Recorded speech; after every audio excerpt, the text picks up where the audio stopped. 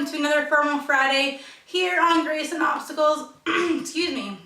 My mom is actually running a little bit late, and usually whenever I film these videos, she takes Amelia for a few minutes just so I can have like 20 minutes of just quiet.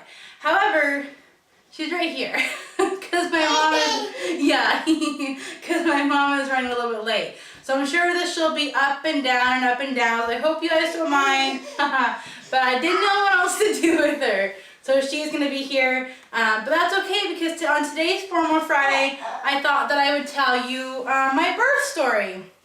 And so I'll kind of tell you as to why I chose what I did, how things went, and then a little bit of postpartum also. But so if you hear any knocking or anything, talking, it's Amelia, but it's okay. Hopefully she won't touch the tripod. She's been obsessed with trying to move that lately, so yeah, got a butt. Okay, so for my birth story, first of all, my birth plan. Before I even got pregnant, I went into it thinking that whenever I was going to give birth, it was going to be by an OB in a hospital, preferably just natural without an epidural, but we'd see how things go. I have a very low pain tolerance. And so everyone was like, oh, you are for sure gonna need the drugs. And then before I even got pregnant, I was on Netflix and I watched the documentary that Ricky Lake put together called The Business of Being Born. And now I understand that most of the stats in that video are pretty much all American. But if you look at the Canadian stats, they are very, very similar if you've seen the movie. If not, I would encourage you to check it out. And after I watched that movie, I felt very, very empowered as a woman to make my own decision as to how I wanted to give birth and where I wanted to give birth. And at the end of that video, I was adamant that I was, one, going to have a midwife, maybe even a doula, and two, I was going to give birth at home.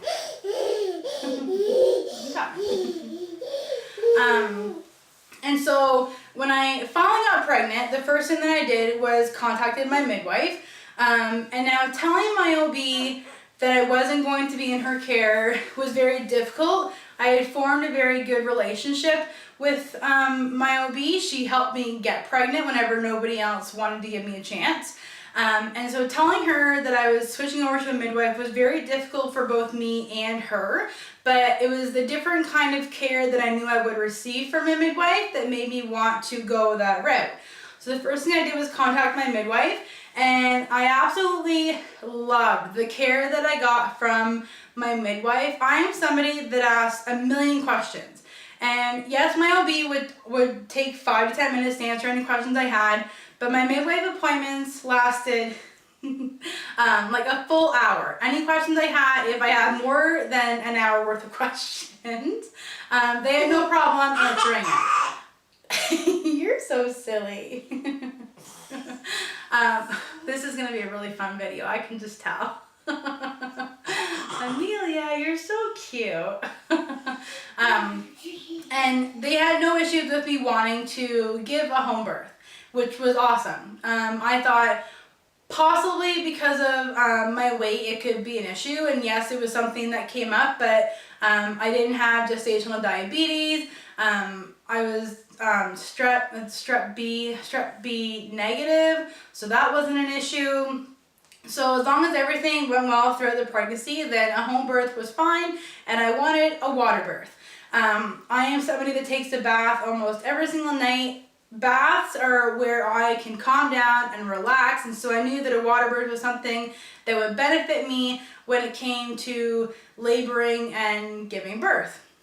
And so whenever I would tell people that I wanted to go with a midwife, I didn't get any flack with that. Everyone was like, that's fine. Like even my mom, she's like, I'm not sure what midwives are, what they do. My mom was all for it. She was very, very supportive. She went with me to almost every single one of my midwife's appointments. She became very, very close with the midwives and the student midwife. And she loved everything about it. That's for you to eat, not for mommy. And so that was great. People were very, very supportive when it came to midwives.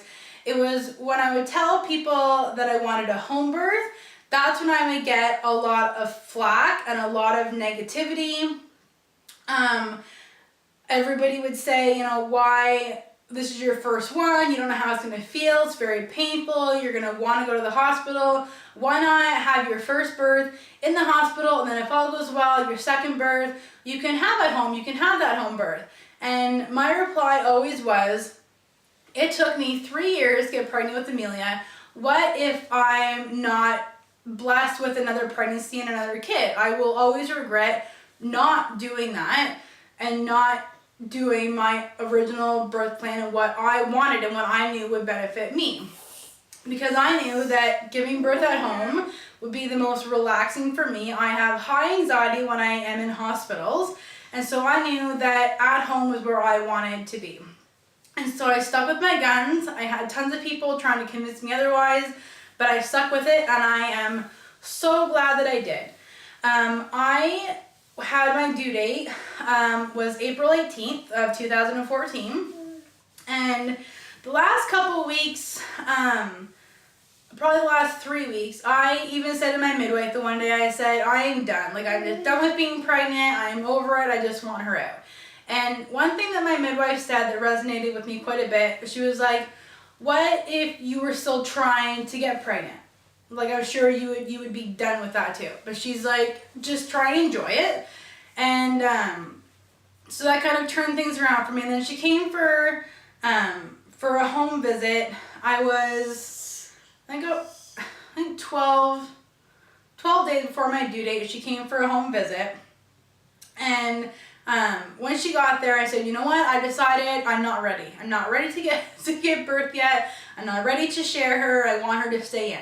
And so she did the home visit. She didn't check me because they're not, these midwives anyways aren't into checking you beforehand just to decrease the chances of infection. But she felt around just on top, exterior, and she said, yeah, like she's low, but she's still not engaged yet. Like, you still have a little bit of time. So I thought, that's great. So then the next morning at 3 a.m., I wake up to go to the bathroom, and there was a little bit, and sorry, TMI in 3, 2, 1, there was a little bit of bloody mucus on the toilet paper, and I thought, I didn't think too much of it, it was just a little bit, and so I thought, well, that just means things are maybe getting started. I know people that have had their bloody show weeks before anything has ever actually happened. And so I told Luke, I just said, nothing to worry about, I have still lots of time. And about half an hour later, I started getting really crampy. So I said, I'm just going to take a bath and just kind of try and slow things down. My midwife, Genia, had said, if you start to go into early labor, it could take days, weeks. Take a bath. She said, take some Gravel, Tylenol, drink a glass of wine to just kind of calm things down. And so I took a bath, didn't drink any wine, took a bath, but the cramping didn't really go away. And so I didn't want to wake Luke up. So I went out to the living room and sat on our couch, and then all of a sudden I can feel pains very repetitively in my back. And I thought, crap, this is it, it's happening. And I immediately started crying because I wasn't ready to give birth yet. And at that time, my mom was still living with us. And so I called Luke in from the living room, and I said, I think it's starting to happen. Can you run downstairs and get Mom? And of course, the look in Luke's eyes was of absolute terror. So he ran down and got Mom, and Mom said, yeah, I think that things are starting to happen, but they were very sporadic, like 12, 15 minutes apart, lasting 10 seconds. So nothing crazy. So then I sent them both off to work. I said, don't worry about it. And so all day long, I labored on my own. It was 100% back labor, which was horrible because I spent the entire time hanging over my couch, basically. And so they both got home. No, my mom got home a little bit early because she wasn't actually working. She had become retired, but I think had just gone for an interview that day to start like another job. So she came home around like 2:33. and had said, do you think that you need to call your Aunt Barb? My Aunt Barb had just gotten back into the country from a 1.5-year world trip. I told her that I wanted her to be my, I guess, doula, my kind of birthing coach, because she has had 6 kids and her last one was with the midwife at home. And so I knew that she knew what she was doing, and she's very calm. We're very, very close. And so my mom called her and said, do you have your bags packed, like, for her to come down? And my Aunt Barb was like, well, no, like, it's not for like another week or so. And Mom's like, no, like, it's happening now. And so my cousin's wife drove her down around 7, which is whenever Luke finally got home.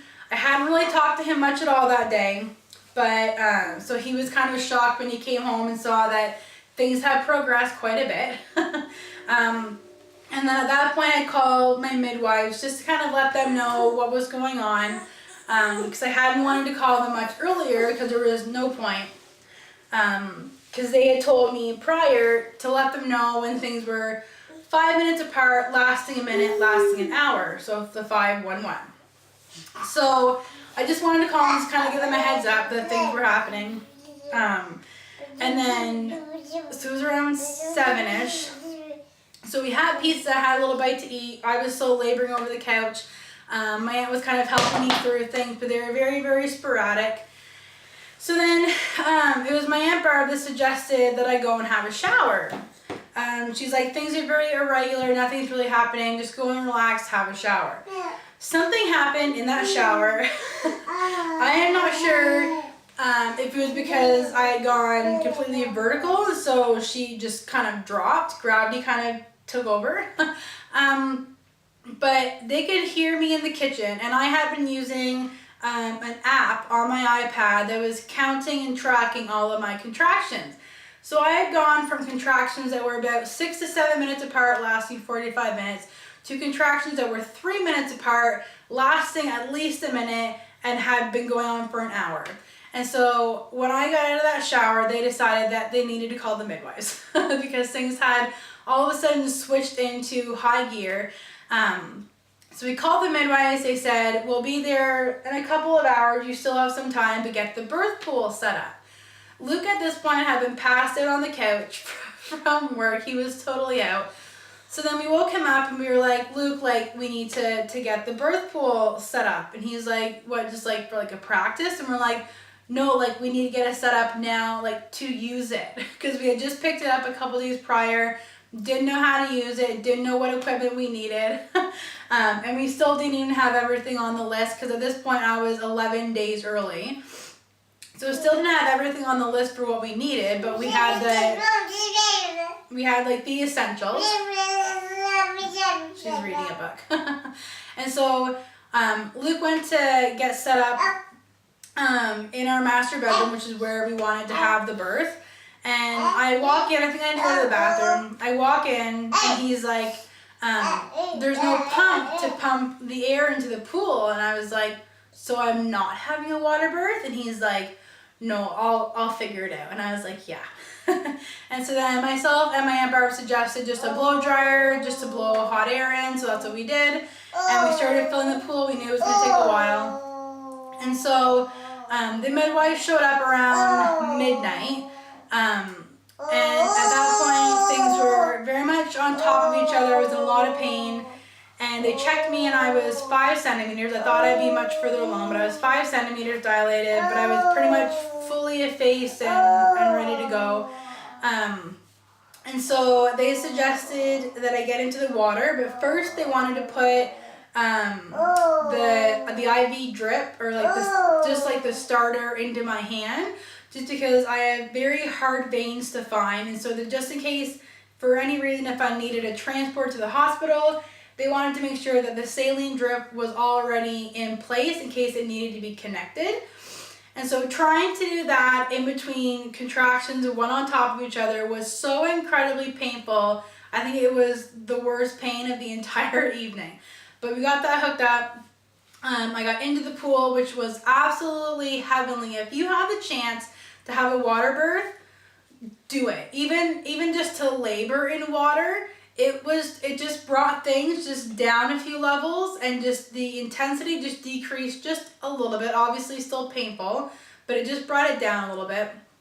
So I was in there for maybe like 35 minutes, hanging over the edge of the pool. They were continuously putting like cold water cloths in the back of my neck, trying to get lots of fluid into me. And then they decided to take me out of the pool to try and put more warm water back in. There was always a hot pot of boiling water on the stove ready to go in to keep things warm. But they decided to kind of switch up positions. So they put me on the toilet to switch things up.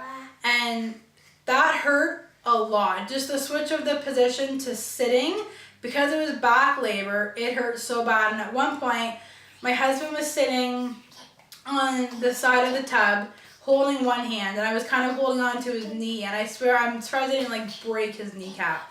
But at one point the contraction was so bad that I was holding on to him, I was holding on to the toilet paper roll, like the little holder there, and I actually ripped that out of the wall, clean out of the wall. And it's funny to laugh about it now, but at that point I was in so much pain, it was not funny. So then that moved things along. I got back into the pool, and a few minutes later, probably around 2:30ish, I thought for sure that I was giving birth to Amelia. And I actually shouted, "There's something coming out of me." And my midwife Jeannie was like, that's the bag of water, like the water is bulging and it's going to break. And so it broke and everything was fine, no like meconium or anything. And so then as soon as that happened, things just went bang, bang, bang. And the pushing, it's funny how you don't actually push, your body just kind of does it. And as long as you let your body do it, I think it helps things move along a little bit. And so I just felt the urge to push, and then I felt what they call the ring of fire. And as soon as I said that, my midwife was like, "That's great." And so they called in the second midwife, who I didn't even know was being called, wasn't sure who it was, didn't know whenever she arrived, but they called her in just to assist with the delivery. And so all of a sudden I hear Jeannie say, "Miranda, Jessica's going to put her hand down. When you feel her hand, push towards her hand." And it really is true what they say, how it feels like you're having a bowel movement. That's just where the pushing feels like it's coming from. And so I did that, and then the next thing Jeannie said was, "Miranda, reach down and grab your baby girl." And so I reached down underneath my nightgown, and at first I couldn't find her because I had to move my nightgown out of the way, but I found her, pulled her up, made sure that she was a girl, and then put her to my chest, and it was just the most amazing feeling. And I always tell people who ask that as soon as she was born, the pain was gone. Which was great. Of course, the umbilical cord is still there, so you still feel that, but so I held her in the water with me for a little bit. Luke came over, and then they needed to get me out of the water, so then Luke took her, and before the midwives could even say anything, he had ripped his shirt off because he wanted to do skin to skin. They were very impressed with that. So he held her for a little bit. They got me onto my bed so that they could check things out. I did have a secondary tear, which they sewed right up there on the bed. And then within about 40 minutes of giving birth, I was already breastfeeding Amelia. So that was great. Hurt a lot. Wasn't expecting the pain from the breastfeeding. Nobody had warned me about that. But that was fine. She's making a big mess. But that was fine. And then I had a shower. They wanted to make sure that I could pee by myself.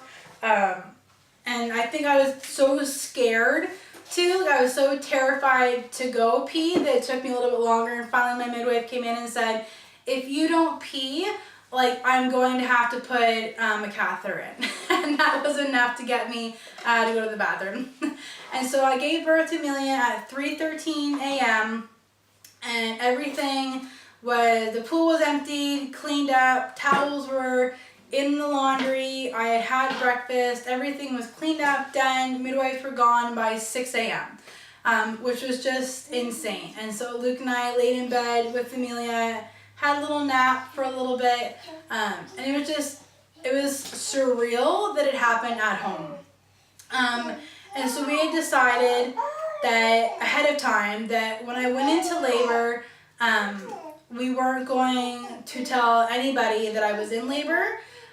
Main reason was because I didn't want to be constantly getting phone calls and texts and Facebook messages asking like, has she arrived yet? How are things going?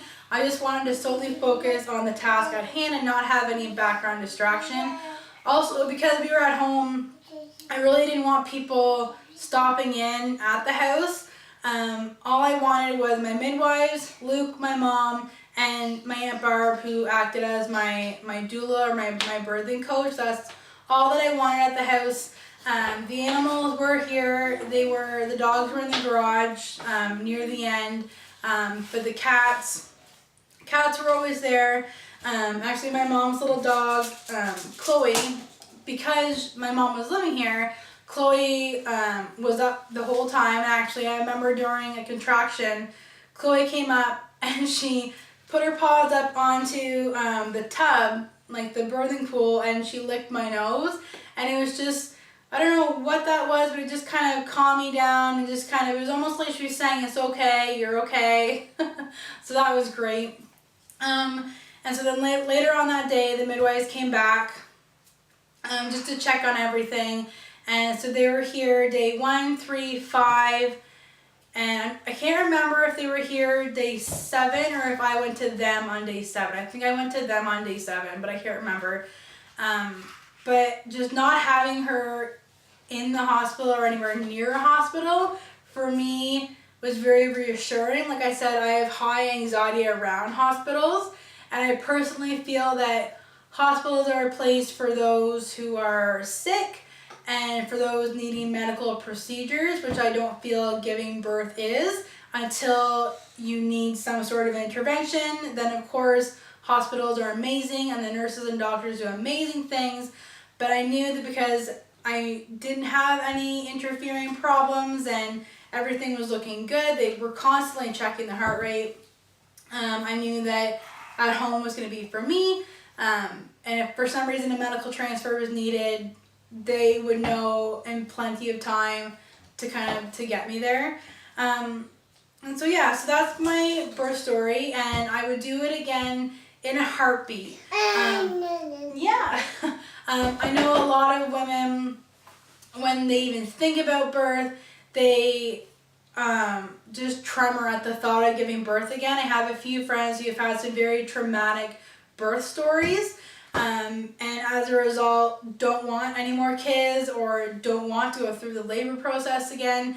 And that is really upsetting to me. I, for one, can't wait to do it again. It was amazing and it was empowering and it was just incredible.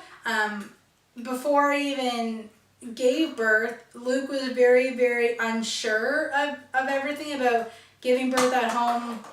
Of course, his main thought is, I just want to make sure that like you're okay, that the baby's okay. What if something goes wrong? I would never forgive myself. And so because it's very new to him and even new to our area, women giving birth at home, I made him watch The Business of Being Born. And it just totally changed his perspective. He even made his parents watch it. And then after seeing me give birth at home and witnessing everything and seeing everything afterwards, he is one of the biggest advocates for doing it. Here's Miss Amelia today. If you haven't watched our vlogs before, this is Amelia. This is my daughter. It took us 3 years to get pregnant with Amelia. And so she was born on April 9th of 2014 at 3:13 a.m. weighing 8 pounds, 3 ounces, and 21.5 inches in length. And she just turned 1 just a couple of weeks ago. And she is a busy body, starting to walk, climbing on everything. But yeah, so we are currently now trying for number 2. And I know for sure that as long as everything is going well, we will have the exact same birth plan to give birth at home, in the water, with midwives. And so if you guys have any questions at all, put them in the comments below. If you like this vlog, definitely give it a thumbs up and leave a nice and friendly comment below. And we will see you guys next Friday. Bye, guys.